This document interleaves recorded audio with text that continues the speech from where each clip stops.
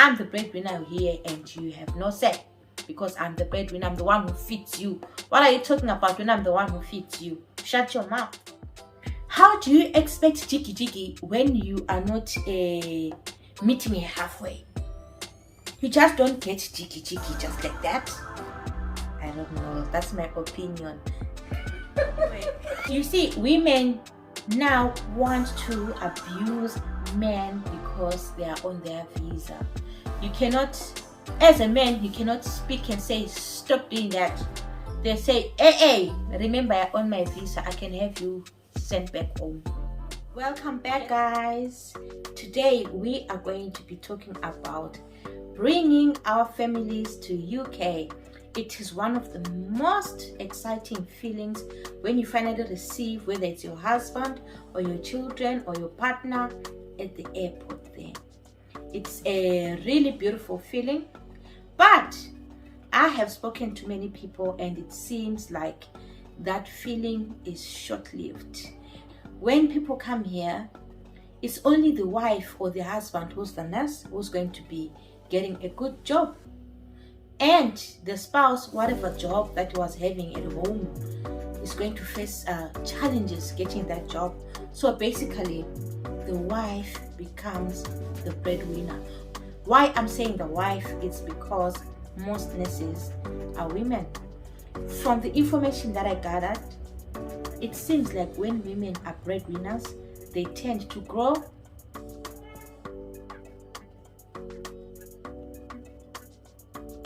And another thing, when families come and join you here in UK, obviously some of the families will be having children, some are old, some are young, and then the nightmare of childcare comes in.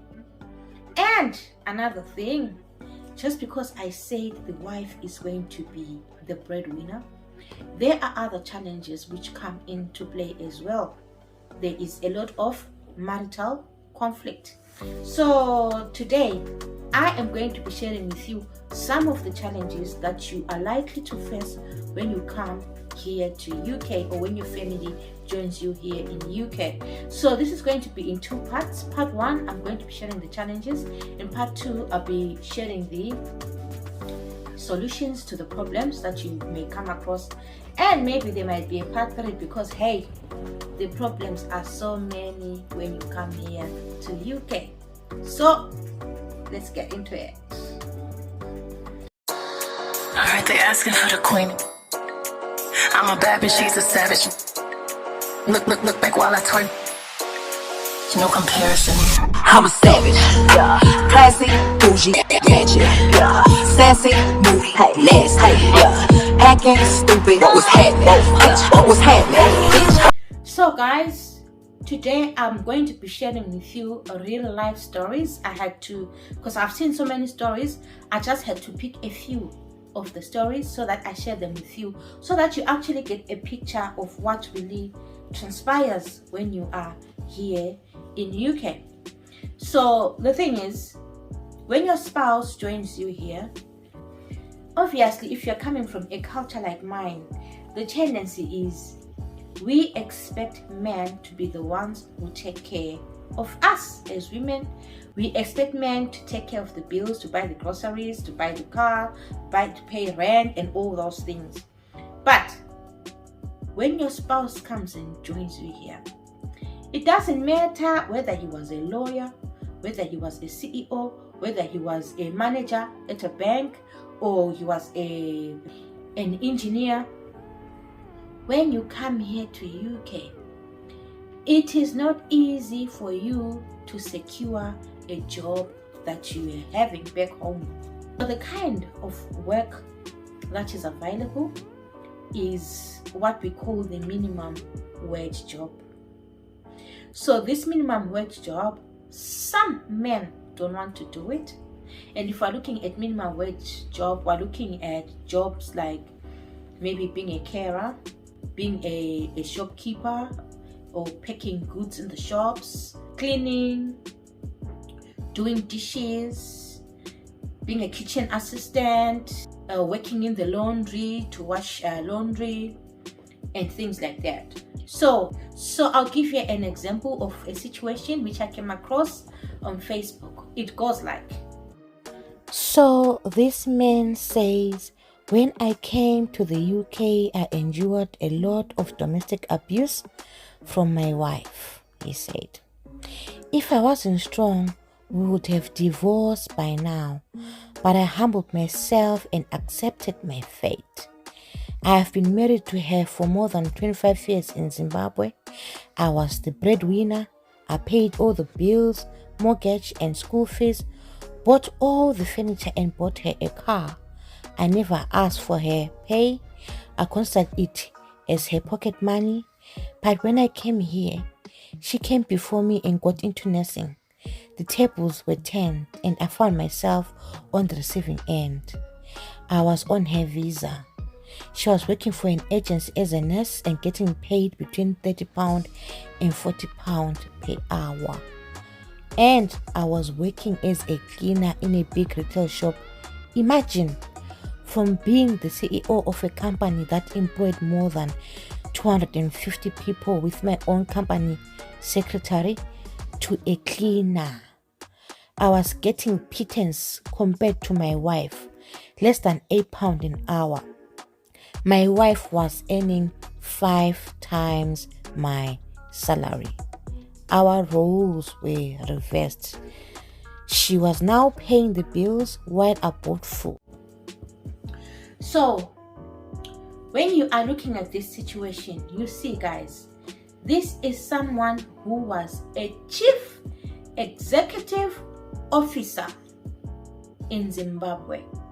And when he came here, he was cleaning the floors. Because you can't be a CEO in Zimbabwe, then come and be a CEO here. What happens here in UK is they don't tend to recognize the qualifications that you have out there. So if you want to get a good job, you rather get some qualifications here. And education is very expensive in UK. So it is going to be very tough for you to actually secure a job which you are trained for. And if you want a job which you are trained for, you will have to advance your education or you'll have to go to school. In the meantime, you will have to do a minimum wage job. Unfortunately, some men don't want to do the minimum wage job. So what happens is they prefer to sit at home. And when they prefer to sit at home, it means that the women are the ones who are now going to be hustling to take care of the family, and they're going to be working very hard, taking extra shifts and all that. Conflict comes in. I will discuss more on conflict later in the video, but for now, let's talk about another challenge: childcare. Guys, when it comes to childcare, I don't want to lie to you. Childcare is a major challenge here in UK. Of course, most of the couples, they tend to say, since you are a couple, you might be the one who's, example, minding the kids whilst I'm going to work, preparing the kids whilst I'm going to work, and things like that. But there are men who come from cultures like most Zimbabwean cultures, especially the Ndebele men, for example. They believe that a child belongs to the woman. A woman is supposed to cook. A woman is supposed to clean the house. A woman is supposed to do laundry. A woman is supposed to do all those homely duties that you know. On top of that, this woman is also working. So some men, they sit and wait for the woman to come from work after a 12-hour shift. And that woman they don't even take out maybe the radish from the fridge. And that woman, very tired from a 12-hour shift, because we all know that in UK you hustle for your money. You work very hard. You just don't get paid for sitting. You work very hard to get that money. When you come back home, the man has been at home the whole day. He has been seated the whole day. You look at the sink there, it's full of dishes. He's sitting waiting for you to come and cook. The children, they are not bathed or anything. You get there from work, start cooking, you serve them, you do the dishes, there's laundry, you do the laundry, and exhausted as you are, you go to sleep. around midnight. And then after sleeping there at midnight, you are also supposed to go to work in the morning. 2 hours later, or when you've just fallen asleep and you are, because when you're working in UK, you don't have peaceful sleep. When you've just fallen asleep and you are just winding in your mind, asking yourself, oh, did I fill in that documentation? Oh, did I give that medication? Did I? Because there are so many challenges here. When you're at home, you're always questioning yourself about things that you did at work, because work in UK is very stressful. And then when you finally fall asleep, someone goes jiggy jiggy with his elbow. And when he's going jiggy jiggy with his elbow, he's saying, are you awake? Am I awake? What do you want? You get it? So which means, you know that you're saying, am I awake? What do I want? You know what he wants. But just because of all those frustrations that you have working hard at work, coming to work hard at home, when you turn and you look at your husband, instead of looking at that Prince Charming who has always been charming you all your life, you see this.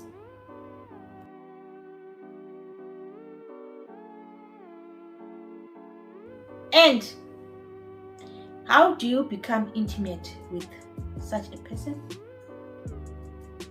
So at the end of the day, that's how marital conflict arises. So the woman is frustrated, the woman is working hard, the man is just sitting at home, he's not even helping and all that. So at the end of the day, there's so much frustration. People no longer want to fulfill their conjugal rights because they're frustrated.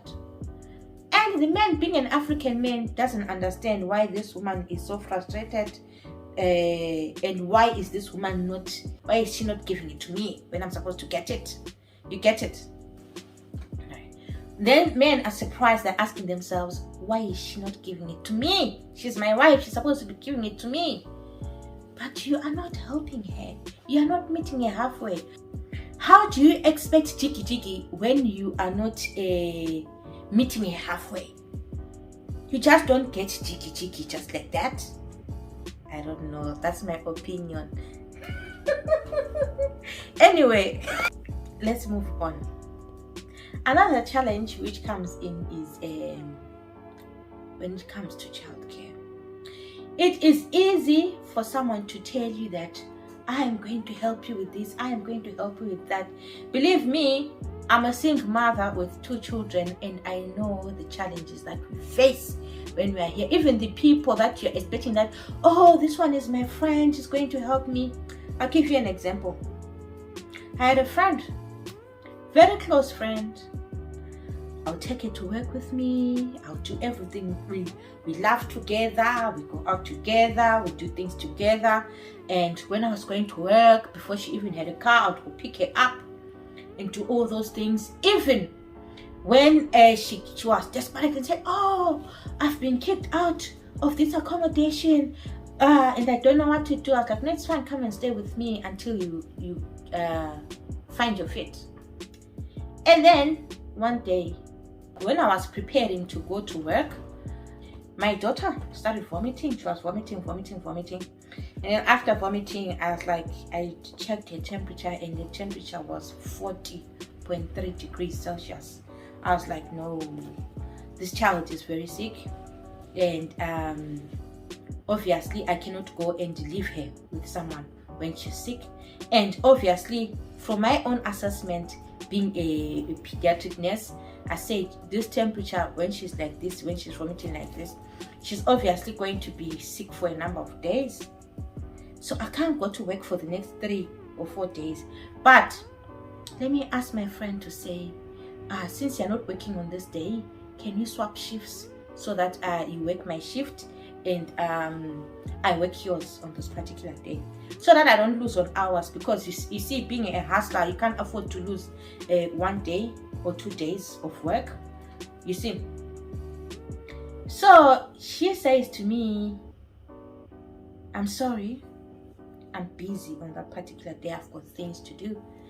Then I say, oh, fair enough, it's okay, if you've got things to do. Let me ask others at work, they might be willing to help, it's fine. I call others at work. It really helped me with this thing. They said, no, but your friend is off on that day. And I said, oh no, she said she is busy. She said she is busy. She's got things lined up for that day. What happened is I ended up cancelling 2 of my shifts because the other people who could help me were also working on those particular days.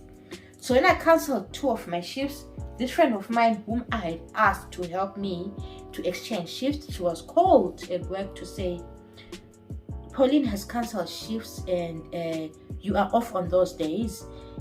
Will you come and work for overtime? And she said yes. You see, so it's very difficult, like when you're in UK, to say I am going to rely on this friend of mine, or I'm going to rely on this friend of mine, or I'm going to rely on this friend of mine.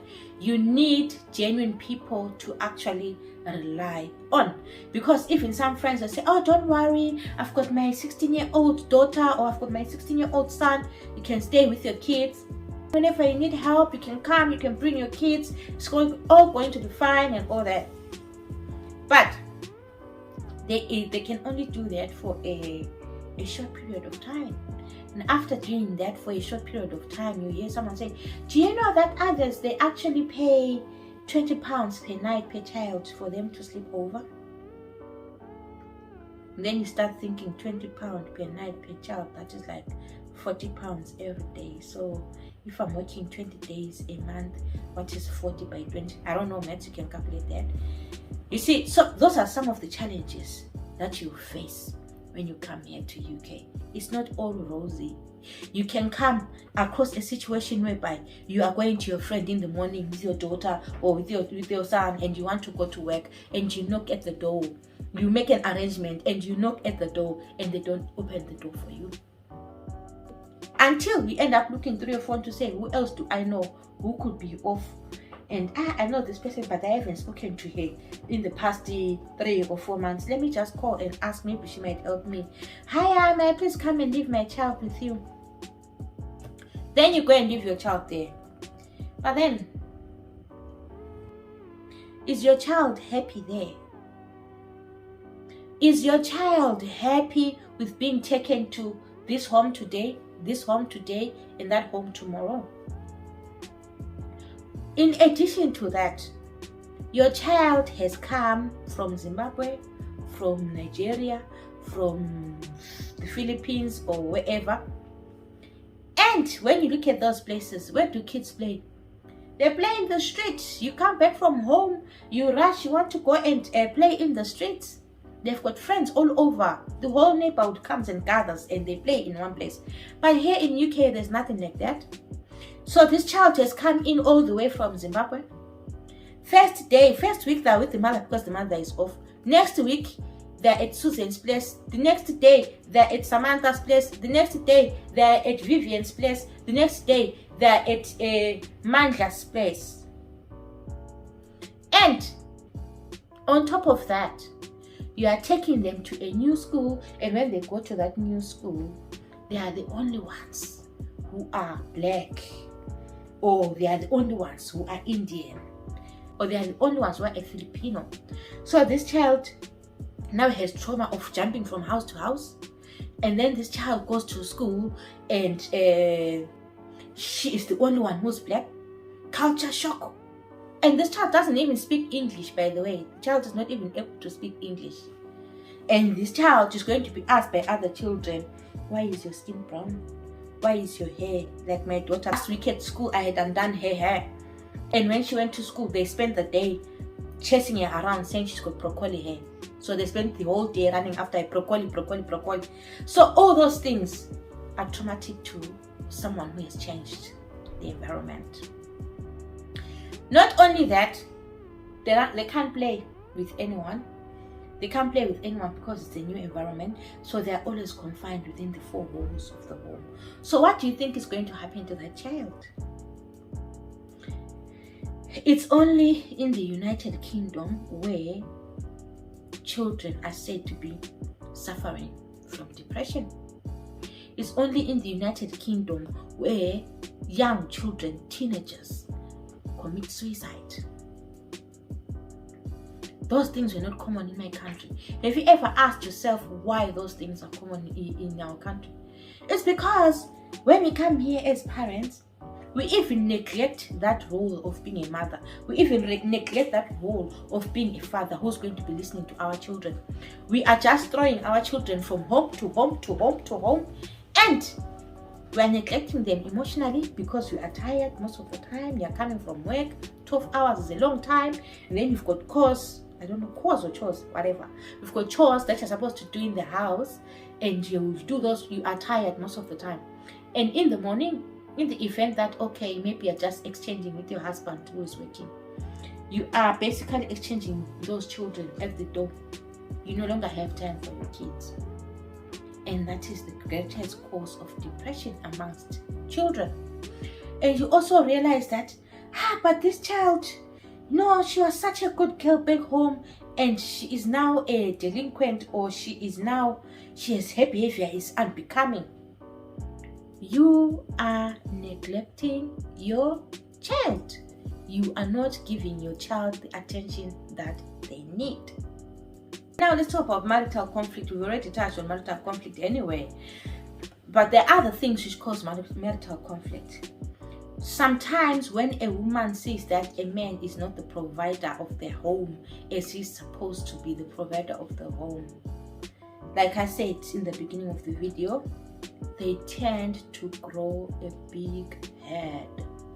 They tend to grow them balls. So, some women lose respect for their husbands.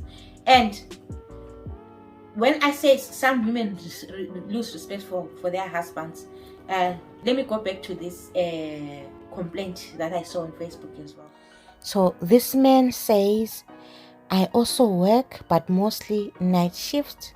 So she became so discreet, I became suspicious. I set up a trap and caught her. When I confronted her, she reminded me that I'm on her visa. We argued and she called the police. I was dragged to court. She told many lies. Now I have been ordered to pay her £400 every month for child maintenance. We are still living under the same roof though. You see, women now want to abuse men because they are on their visa. You cannot, as a man, you cannot speak and say, stop doing that. They say, hey, remember you're on my visa, I can have you sent back home. You get it? And some women, I'm not saying all women, some women, they lose respect for their men because I'm the breadwinner here and you have no say. Because I'm the breadwinner, I'm the one who feeds you. What are you talking about when I'm the one who feeds you? Shut your mouth. And we've got women who, I'm sure you saw, those of you in UK saw a video which was circulating last week of a woman in a restaurant who went and slapped the man in his face in front of people. And then when she gets confronted, she'll say, remember, you are on my visa. You see. So guys, I don't mean to scare you or anything. I just wanted to touch briefly on some of the challenges that you might face when you come here to UK. I don't sugarcoat anything. That is the reality on the ground. And I only identified problems that you might face. And trust me, that is just a tip of the iceberg. There's a whole lot which goes on here in the UK. So on my next video, I'm going to touch more on these issues and also come up with solutions to these problems. And there's a popular question people always ask, how do you bring your children if you're a single mother? I'll be touching on that topic on my next YouTube video. Thank you so much for watching. I hope I haven't scared any of you. Just simple touching on the reality on the ground, and we're going to discuss more on this issue. We're going to discuss more on how you go about the childcare. We're going to discuss more about the spousal jobs and how best you can go about it, and we're also going to discuss on the resolution of marital issues. See you in my next video. So the thing is, some men, they choose to sit on their ass while it's being man. What? Okay.